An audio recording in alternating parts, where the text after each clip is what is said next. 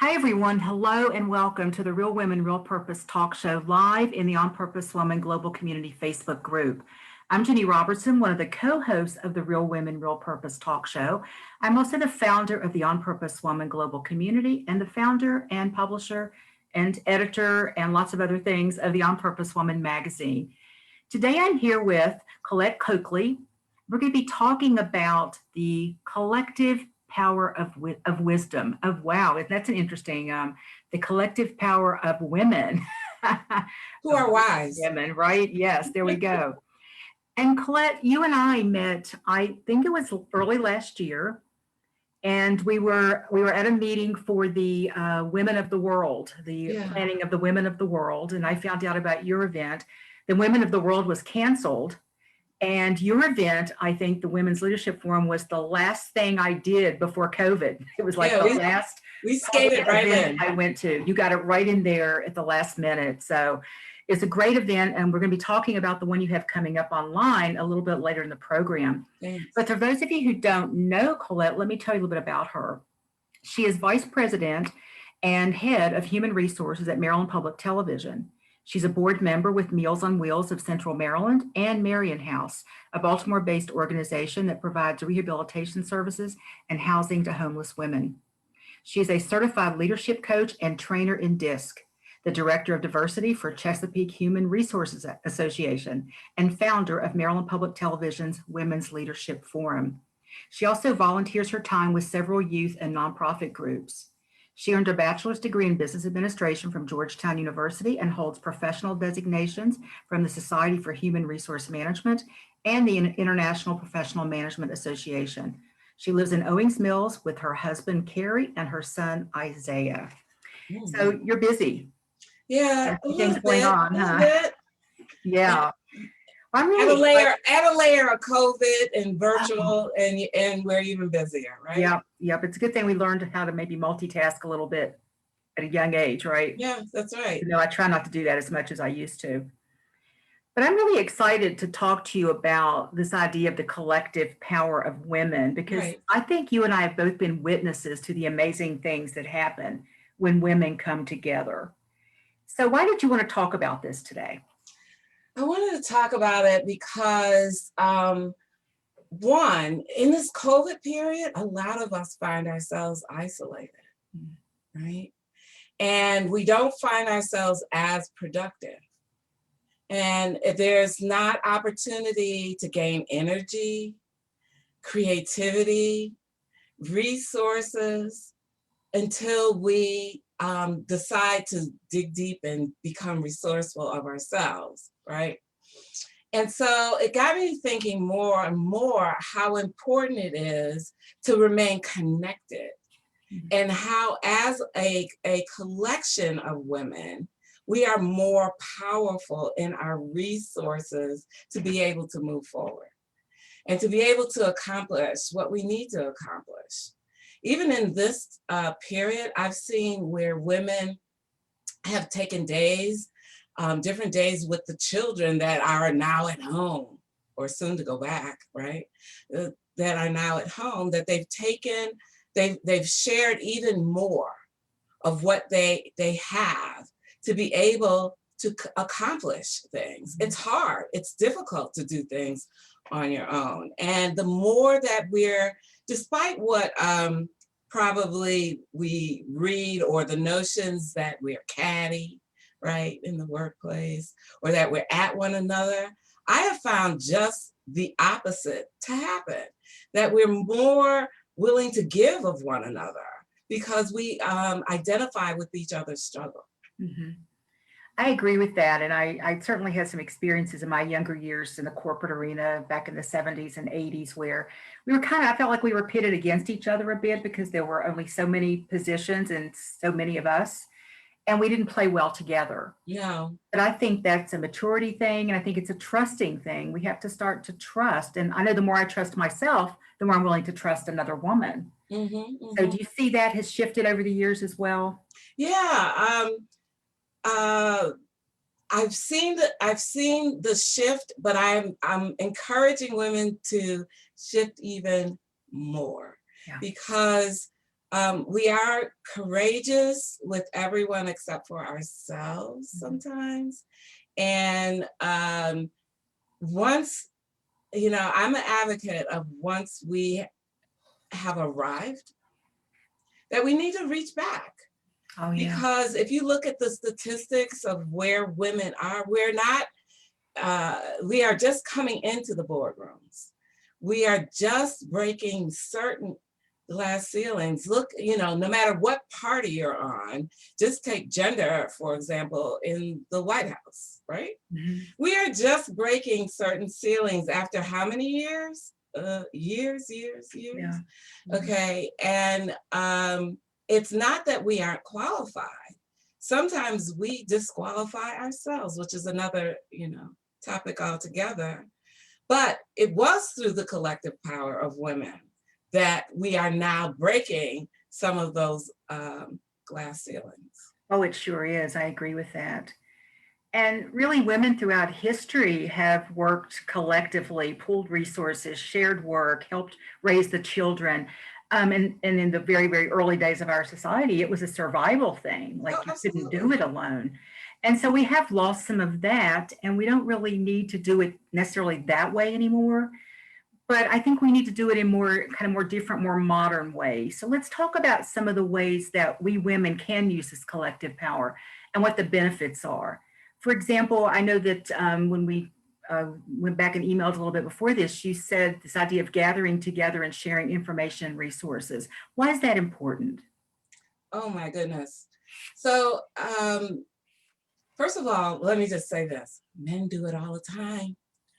Men do it all the time. Women are coming into understanding exactly how men are doing it, right? Mhm. They're deciding intentionally to place themselves strategically in position in order to share. Wow. Say that Um, again. Say that and again. they're deciding intentionally to place themselves in position to share. I like that a lot. Yeah. It is with purpose, and this is coming from a place where I was to speak just before COVID hit. I was to speak at Johns Hopkins for Women's Month, and I was the closer, and I was like scared to death because it was in an arena where it was a technical space, and I was like, what? Person to call the technical person, no matter what. Yeah, it's what do I have to give? So I started to research it, and the technical arena is no different for me than other arenas in which women occupy space and where they occupy it lightly. The ability for women to share their stories allows for women alone not to butt their heads. Mm. Oh, yeah. That's so And true. if you recall that your mother would tell you things for your own good, but you would go out and do it anyway, right? Don't go to that party because bad things happen. And sure enough, something happened at the party, and she knew all along, but we decided not to pay any attention. There are women who have that experience and they're willing to give it. Mhm. They're willing to give it if we're willing to listen. Yeah. They're willing to bring you along if you are willing to reach out and ask for that help. And it is through that collective power that we are able to climb that mountain. We're able to break the glass ceiling. If we thought that Kamala Harris did it by herself, no. Okay. Yeah. The media will even tell you that is that it was through collective resources, if you will, that allowed for her to be where she is. And for those, women who decide that they want to be CEOs, it is through the collective allyship, the resources that they have to be able to teach, the resources that are able to have through their experiences and their stories that they're able to render to you, that you're able to make better decisions going down the road Mhm. about yourself, about your family, and about your community. Yeah. I love that. And I started the On Purpose Woman Global Community 21 years ago next month. And the main reason I started it, I won't go into the whole story, but it came from a party I threw for women at my house. And I ended up throwing 4 of those parties. I did one each quarter for a year. Yeah. And I just loved what was happening there because I've not really experienced this kind of connection with women before. And so what I wanted to do then was give women, especially women entrepreneurs, a place to show up and be who they really are, and to start to share and to learn and to grow in a trusting environment with women that we know have our back. And I think that is what you're saying. We need to have women in our lives that we know have our back no matter what. Now, there isn't all the women in our life we don't have to look at that way. They'll be there for other purposes. But we need those women that then give us the courage to move forward. And I think when we share authentically and we're not pretending to be something that we're not or knowing something that we don't, we sort of bridge those gaps. And you mentioned how we can use other women in a really good way to help us move forward. But I think that in the entrepreneurial world, and tell me if you think this is true in the more corporate organizational arena, that often women will see this asking for help as a sign of weakness, or I should be able, or this idea that I should be able to know, I should know this, I should be able to do this on my own. Have you seen that? I have seen that. And I think that's why the spaces that you create, the spaces that I try to create are helpful, because if there's no, as they say, no stupid question, no dumb question. You need to know in order to move forward. And what we try to make women feel is like comfortable enough to be able to create that ask, to be able to move forward in that ask, and that we're savvy enough to answer that question, to make that person feel as though there's that question that was important to you. And you ask it because you wanted assistance, you wanted help. We know that we didn't always know. Okay, yes, I'm telling my age, but I didn't always know how to use the calculator. When it was new, when it was introduced, there were things that we had to be taught those things. And there was etiquette in the boardroom, and you were either mimicking somebody or somebody told you or you made the mistake. And so if anything that I would want women to understand is, don't be fearful of that mistake, because you're going to make them. And it's the mistakes that allow you to reach a different realm. I think I saw that on Instagram somewhere. But it's like, once you make the mistake, you know that you're not going to make that. So you actually grew in the mistake. And I love that, because it takes down some of the fear that we have for the ask. People ask me all the time, you don't have a fear of them saying no. Well, first of all, it's 2 letters, right? And it's either going to be yes or it's going to be no, and sometimes the maybe thing. But if they say no, then I still have a choice. I feel like I still have a choice, and that's not something that I fell into. I think I learned it in 2 places, and that was sitting in at the table, being invited to the table, and watching another African-American woman contribute, and how she was contributing to the conversation, and what she would say and what she wouldn't say. Now, she didn't know I was looking, and probably she could have felt my heat, because I was like staring so hard. It's like, I'm amazed how you're maneuvering among the table of men, right? And the other is my mother, who refused to, you can't stop me. She just had that fortitude, and she was basically, I'm going to get what it is that I came here for. And so if you're not going to give it to me, I'm going to make it. And I just kind of melded the 2. And I'm encouraging other women, find that woman. Mhm. They're not going to fall into your lap, but ask for it. Ask for it. And a lot of times you know, whether you call it a mentor or not, just find that person that's going to walk alongside you. And you will find power in just having somebody walk alongside with no penalty. That is there's power in that. You feel better. It's just like, you know, getting dressed for the Zoom call. Now, a lot of us don't do it, but just getting dressed gives you a certain, you know, a lift in your seat just because you got dressed and you're not wearing that sweatshirt, you know, today. Combed my hair, you know. Right. You got ready. You put a little lipstick on. No, I'm going to tell you, I don't do that every day. You know, put on a little lipstick. There is power in that. Mm-hmm.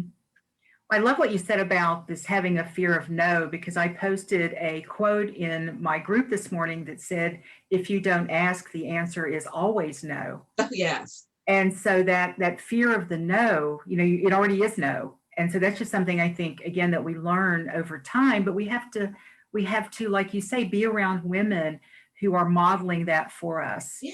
And I know my generation of women didn't have that many role models for being bold and brave in the world. Yeah. I didn't know an entrepreneurial woman growing up. I knew women I did know some women who had jobs. They really didn't have careers, so to speak. Well, careers as teachers. Mm-hmm. It was about what was expected. You know, you couldn't expect to do much more than that. And so I think it's so important, especially for younger women. So well, let me give you a little backstory here. Many years ago, when Oprah had her Daily Show, yes, a long time. Yeah. She did a show one day with two young women. They were in their 20s, and they had written a book called Don't Hate Me Because I'm Beautiful. Mm-hmm. And on the stage with these two young women were two women who at the time were probably my age then, maybe a little older, but these were women who had risen up through the corporate, you know, gone up the ladder, had achieved some success. And they were actually sparring with each other on the stage because these older women were annoyed at this younger generation of women who expected everything to be handed to them.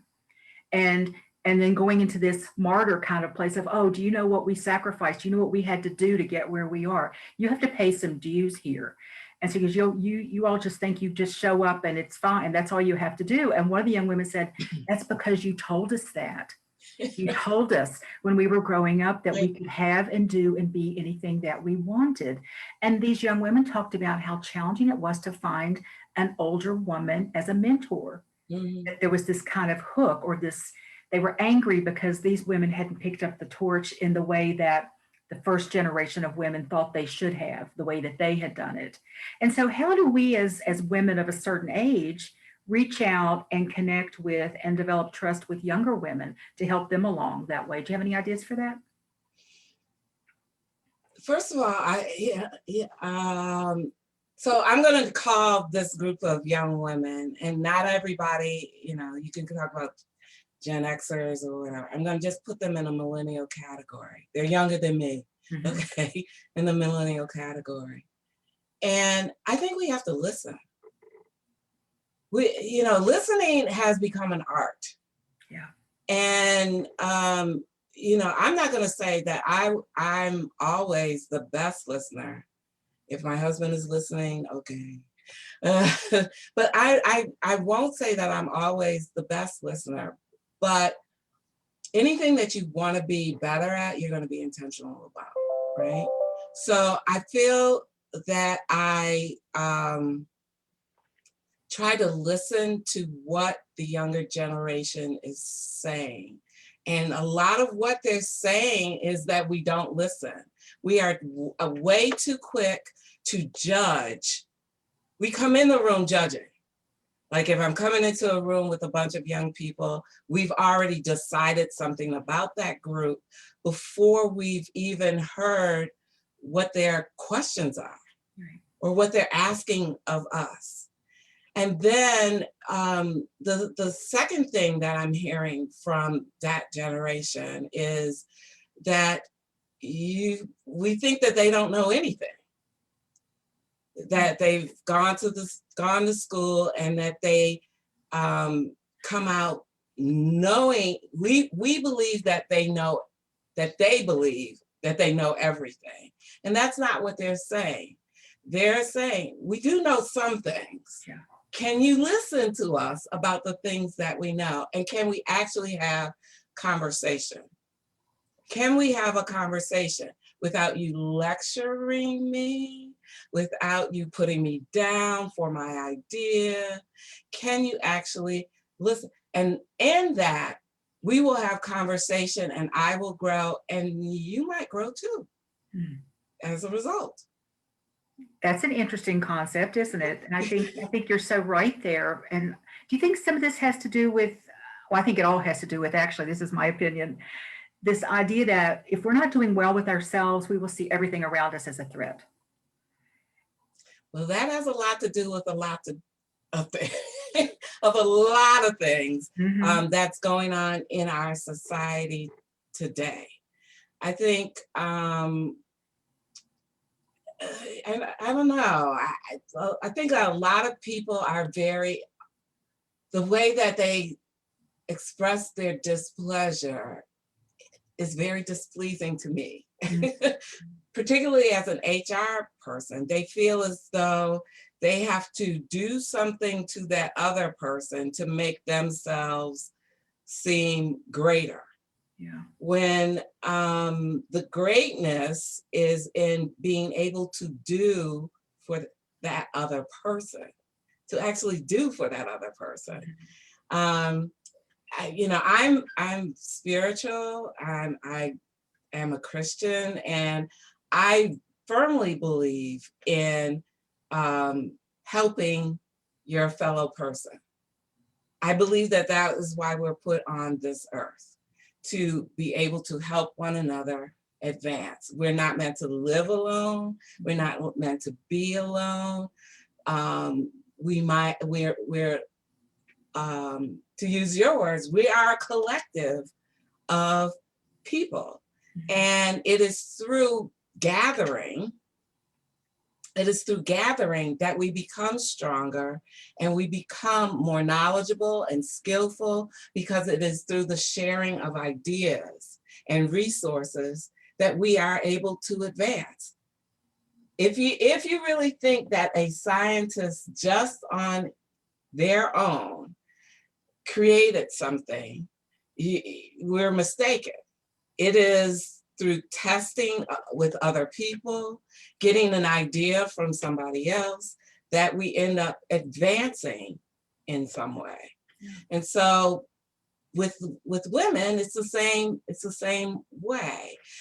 Bringing your idea with my idea, and help, and iron sharpens iron. You might be the world's greatest writer, and I can't write a sentence, but I have ideas that need to be extrapolated from my head, and you can help me to get that on paper. Well, I'm not going to sit here and try to write that book by myself. I'm going to have to solicit somebody to help if I want anybody to read it, right? Yeah. So I think that it's important that we say what we have to offer and not be ashamed of it. If you're talented, say that you are talented and what areas you're talented in, because not that I'm going to, yes, I will use you, but I'm not going to use you. Right. Right? There's a difference. There is a difference. Yeah.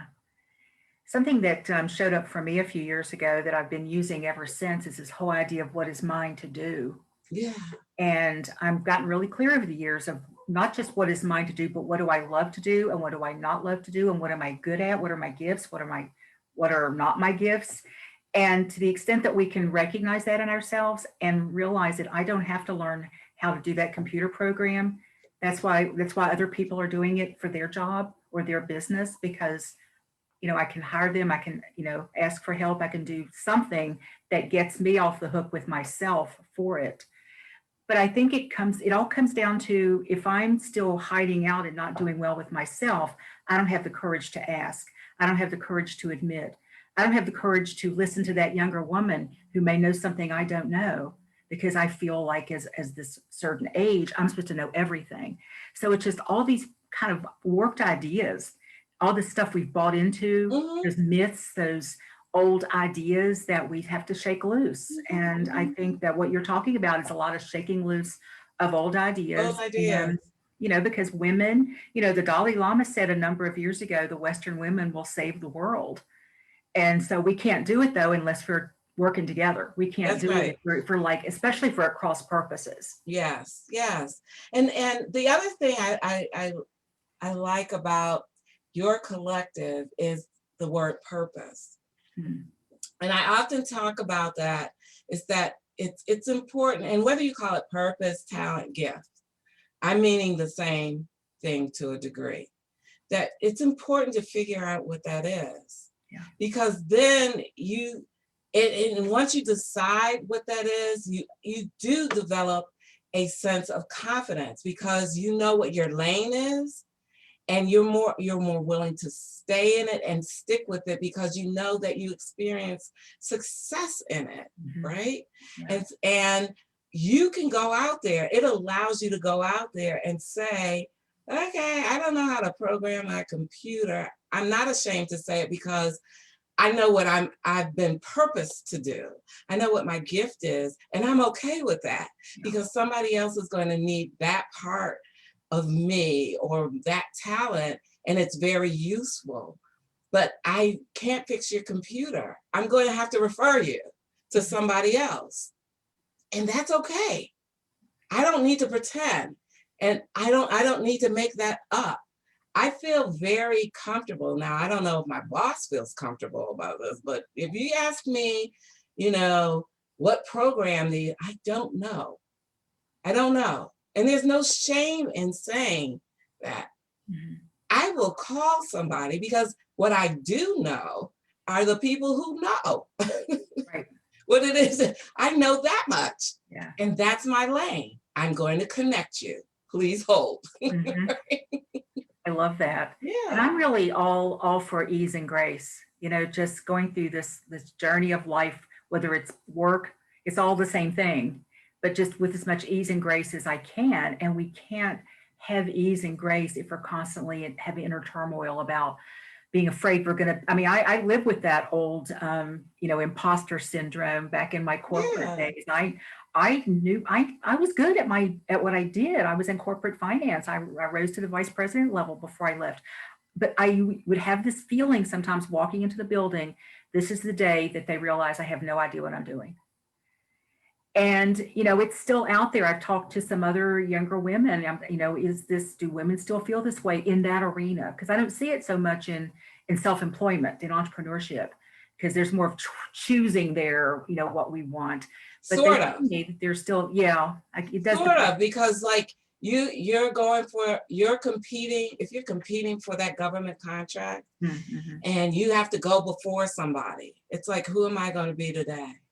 What am I going to be today in front of that team that's, do I have to be something that I'm not in order to Mm. get that contract?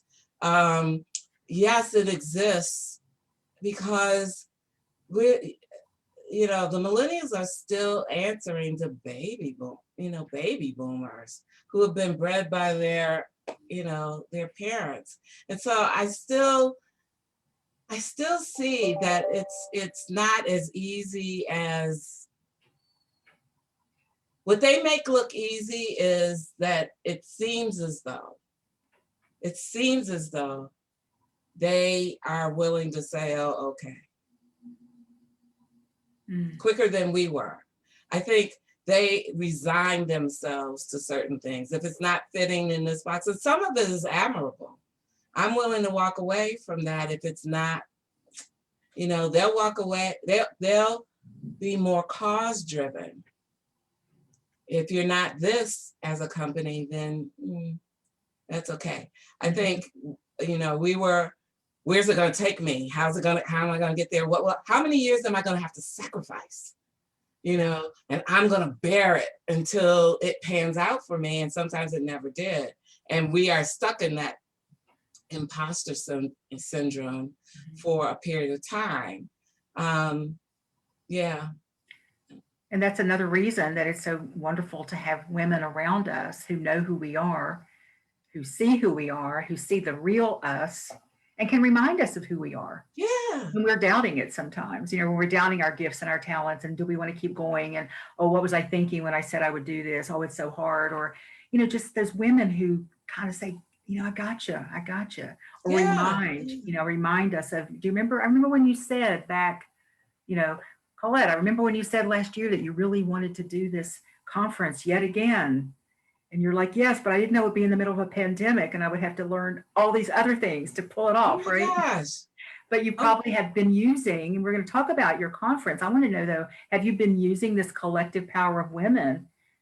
I imagine you used it quite well when you first started. How many years has it been? We're going to our 4th year. 4th year. Yeah. But have you especially used it this year when you're having to just reinvent everything, right? I'm going to tell you, there would be no conference. Mm. There would absolutely be no conference. I'm giving shout outs to Jesse Campbell, Carol Kessler, Stephanie Ryan, and my HR team. There would be no conference. I will tell you, COVID, it really did a number on me as an HR director, like many HR directors, when they are being leaned on, like, how's everybody gonna go home? How are we gonna work from home?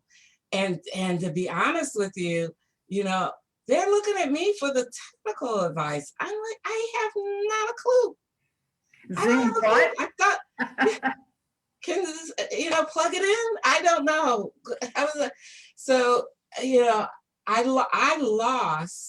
I consider myself a creative person. And I think I lost that creative energy because I fed off of the people that were surrounding me. It's like, oh yeah, we can try this, we can do that, and it could be this way. And with COVID, I was at home struggling, trying to figure out how the 130 some odd people were going to work. And they were asking, are we going back tomorrow? Are we going back next week? Are we going to wear a mask? How are we checking into the building? Have you thought about this? Can we touch one another? Trying to, and it was like having, and this is not a slight to the staff because we all had these questions, but it was like kindergarten class where they all were like pulling on your coattails and you were just like, Calgon, take me away, right? Yeah. So what happened is that I took a virtual class on virtual events and it was free. And then they upped, it was so good on the free level that I took the $99 course. Well, it was leading you down a path of, that big path.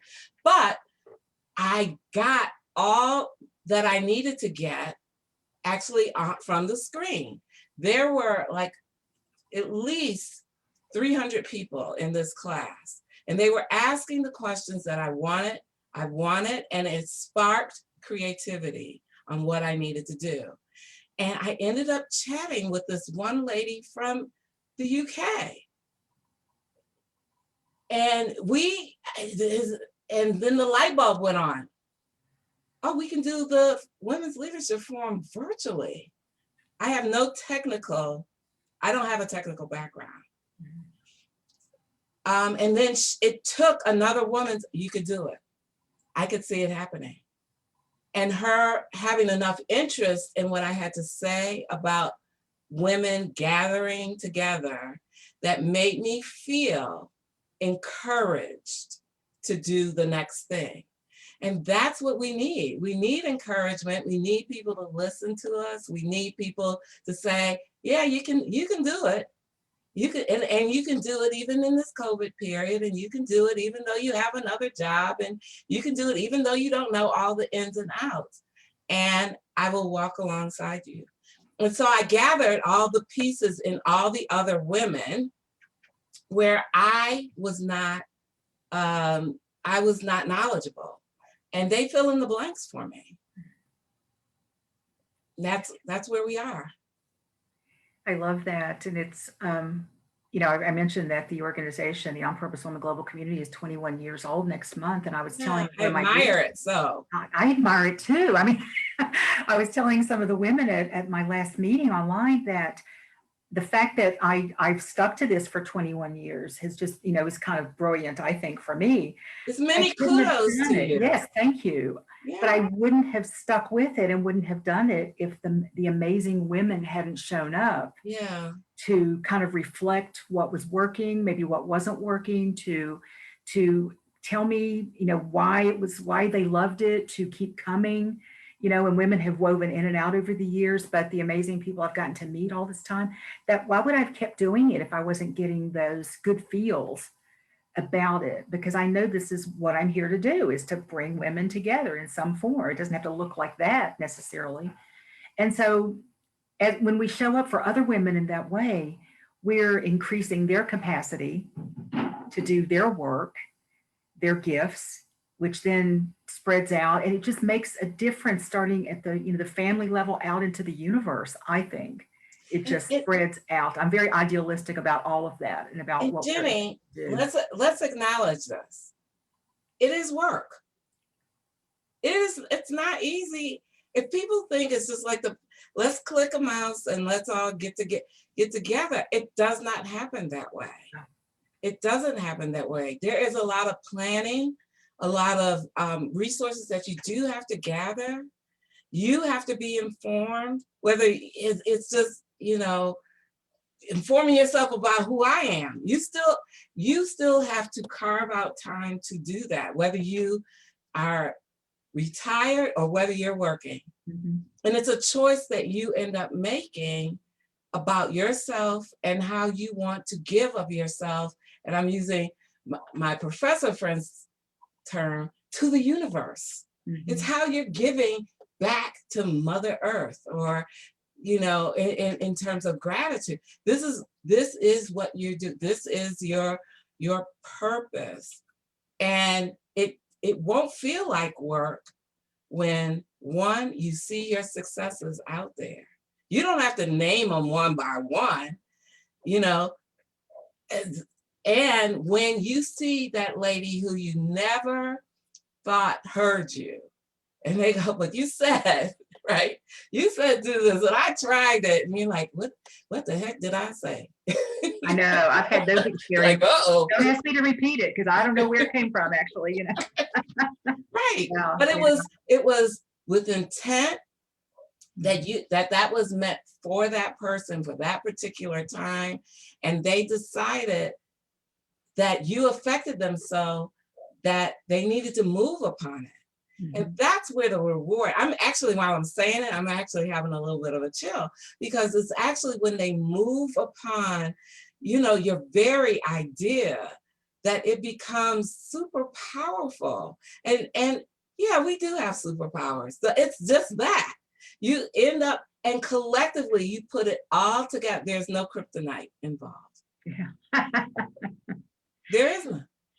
No. I think that one of the most important things that you've said, that we've said here together today, is that every single woman has something in them. We didn't say these words exactly, but what we're saying around everything else is every woman has something in her that the world needs. Absolutely. And to the extent that we keep that in and don't share it and don't give it away, however we give it away, whether it's through work, paid work, volunteer work, being a good mom, all of those things, we're really not doing our job. We're not fulfilling why we showed up here. That's right. That's right. And look at the two of us, right? We didn't know each other from Adam. I mean, we had no clue of what we would have in common. And here I want to encourage women, okay, so yes, I am of the Diana Ross era. Reach out and touch, your fellow, or your female friend, and find out about them. Mm-hmm. Care enough that you find out, what is your talent? Can we lift each other up? You know, how can we be resourceful to one another? Because we're not really, if the races that we create are the races that we create in our head, there is no like real, there's no race. Yeah. There's no race. If there's things that are meant for me that are not meant for you. There's things that we share. There's things that we have in common. There's things that are for you that aren't meant for me. And I'm okay with that. Mm-hmm. I'm okay. I'm going to succeed in my lane with the gifts that I have. And you will do likewise. And I can't fault you for that. And that's where I think that people think that the jealousy comes in.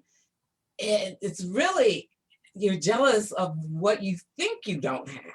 And you're not utilizing the gift that you have been given to its fullest degree. Because I'll be honest with you,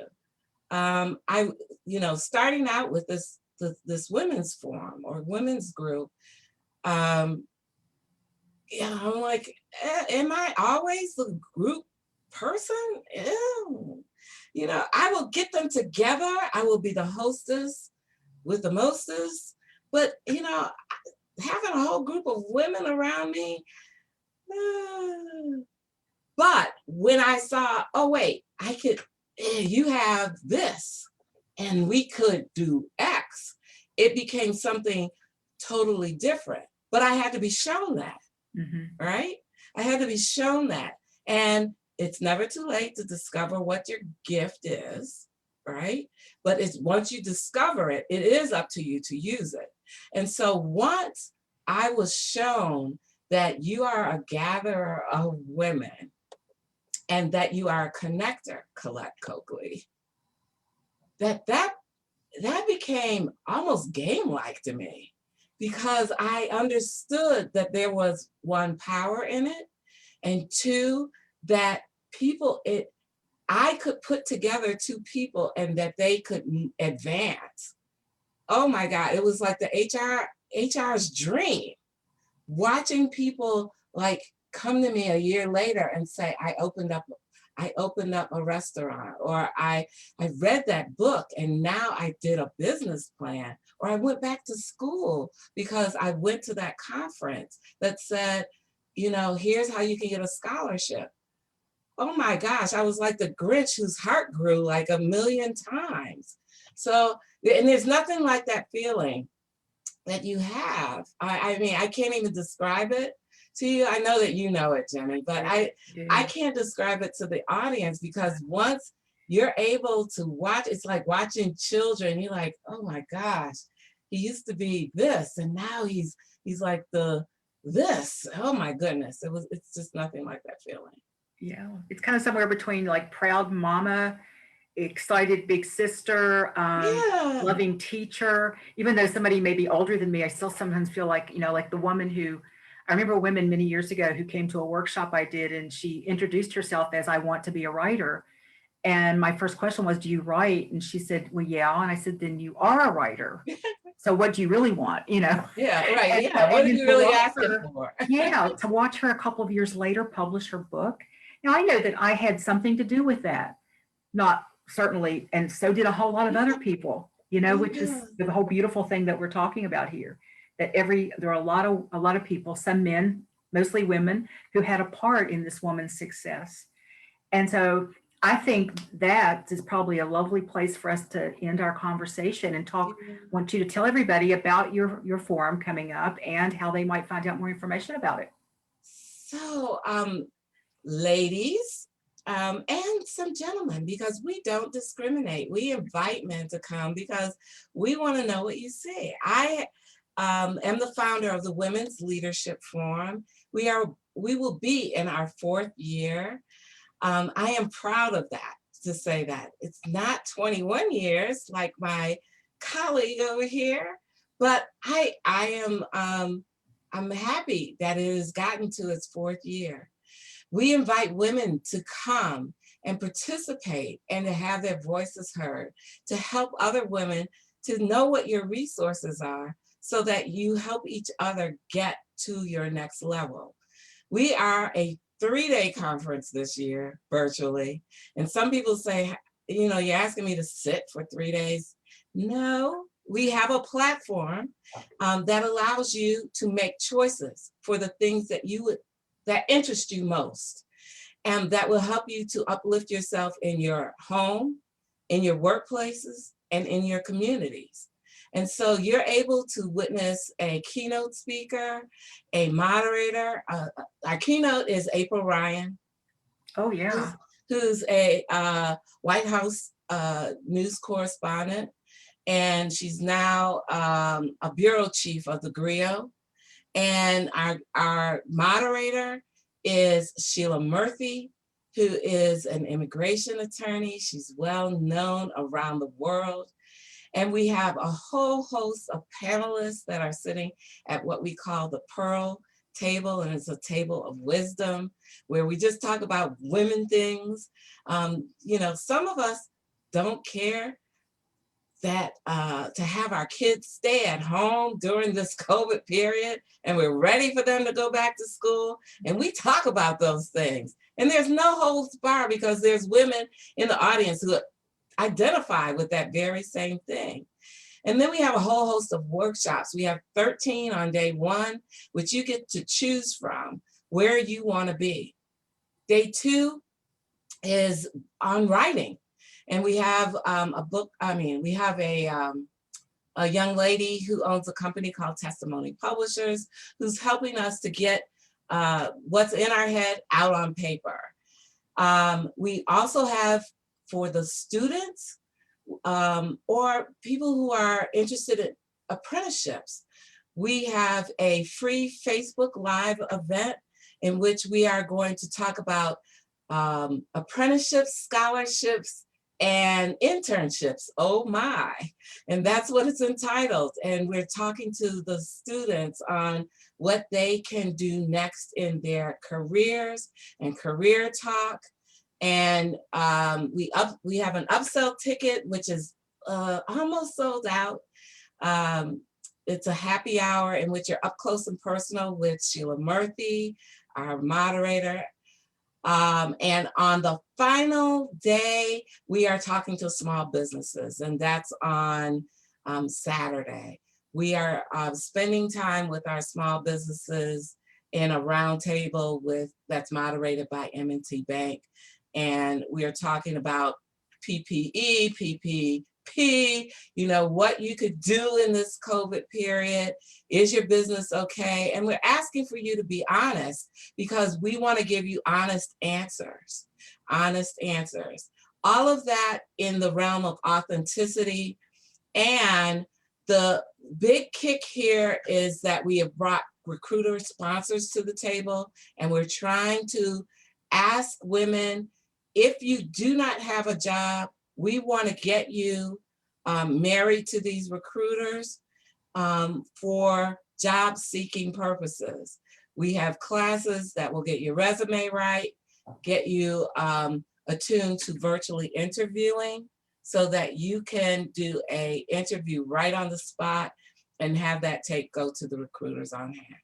So I know that was a lot, but you can find us on forwardwlf.org, and it will give you details on all that I said. I know it was a lot, but we have a lot to offer. We have something for every woman, it sounds like, no matter where she is in her life. Yeah. No, I leave that part out, because one of the mistakes that I think that we made in our initial marketing is that it seemed to some like we were just built for the CEOs. And that is not true. We are built for you. we bring CEOs to the table for you to learn from. And we want everybody to come to the table, because we also feel like those CEOs can actually learn from you. And so it is that ping pong effect that we feel that we have the most success. Well, I'm excited because I will be there. I haven't Yes, you will. to see what things I want to participate in, but I'm really excited about that. So thank you so much for being here and talking with me about this super, super important topic. Thank And you. I'm excited to see what you and I may cook up next, because I have a feeling we got some more work to do together. Yeah, and we could be two cooks in the kitchen. So We I'm certainly ready can. for you. Yes. Thank you so much. You're welcome. And I want to thank all of you for joining us for the Real Women, Real Purpose talk show right here in the On Purpose Woman Global Community Facebook group. For a list of the Real Women, Real Purpose talk shows, go to the On Purpose Woman magazine and check out our ad there. If you love this interview and want to share it with your friends, you'll find it on our YouTube channel in the next 48 hours. So you go over to the On Purpose Woman Global Community. That's the name of our channel on YouTube. And go over there and grab it, share it, love it, look at our other interviews, and subscribe to the channel. We're still kind of a baby channel trying to get our viewership up. We have one more show this month, and this Thursday I'll interview the CFO, or the COO, I think she is, yes, of Keswick, which is Maria Johnson Darby. You have to know Maria. You can't live in Baltimore and not know Maria, right? And we're going to be talking about, which is a great follow-up to this conversation, the world needs more women leading. So we'll be having that conversation. We're working on our March-April issue of On Purpose Woman magazine and putting together our shows for March and April. The magazine will be available on March 1st, so you can go to the magazine at that point and see what new shows we'll be doing in March and April. Go to onpurposewomanmagazine.com to find out all that information. And I want to thank you again for watching us and see you on Thursday, I hope. Bye. Bye.